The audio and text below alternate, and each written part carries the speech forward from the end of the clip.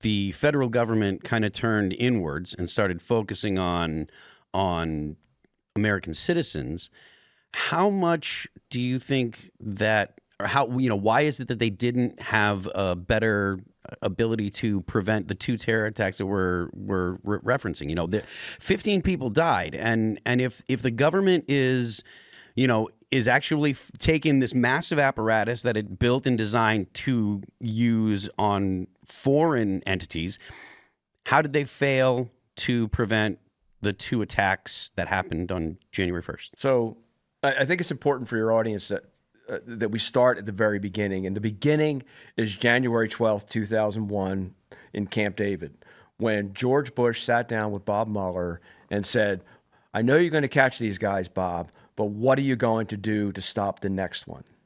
And at that time, national security changed from the apparatus that I grew up in the Marine Corps for 13 years, from protecting the continuation of the United States and the protection of the Constitution to no American shall die at the hands of a terrorist. So giving George Bush and the intelligence community the benefit of the doubt on January or September 12th, their motives were altruistic, that we need to stop this sort of thing from happening again. Because my first deployment was doing boardings at sea with the Coast Guard. We didn't know anything about what was going on. And we'll get into my time at Guantanamo Bay later, but we didn't know anything. So we overreacted in an exponential fashion to basically subverting the Constitution and the civil liberties protected therein to keep one single American from being killed by a terrorist.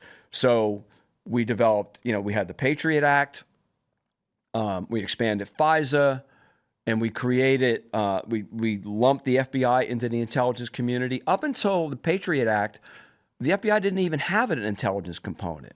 So when George Bush had this conversation with Bob Mueller, Bob not just stepped on the gas, he stood on the gas pedal, and the FBI almost doubled in size. They increased by about 45% the number of personnel to become a domestic intelligence agency. And then they gave them all these intrusive tools to make sure that no American shall die of terrorism. And it was just a few months ago that the Congress just reauthorized FISA, which certainly didn't stop Jabbar in New Orleans, did it?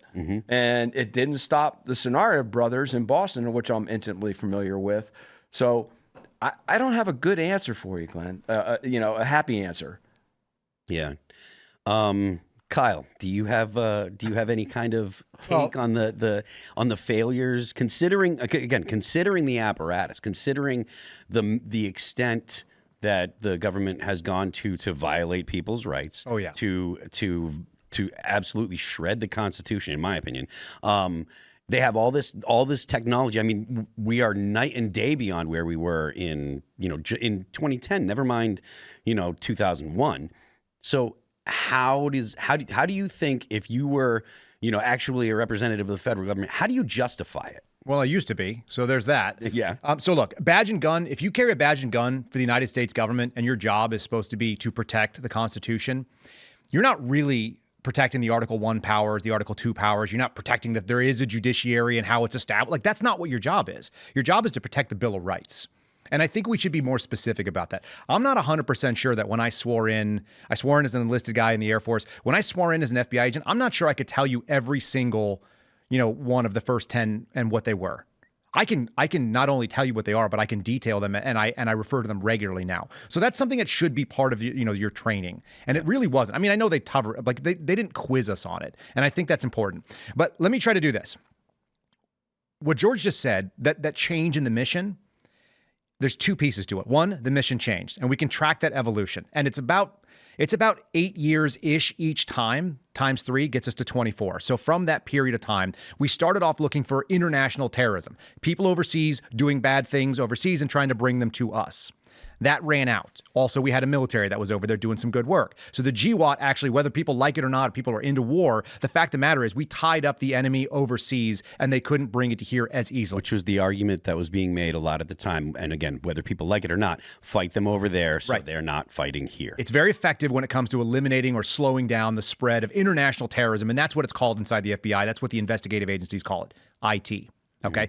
The second piece of it is they start looking around for people that are inspired by international terrorism. So essentially, they ran out of bad guys. Long and short of it is internationally, they were effective at their job, and so they ran out of bad guys to get, and then they ran out of the here ones. Thanks for watching this clip from the Culture War podcast. We're live every Friday, 10 a.m. to noon. So subscribe and come hang out.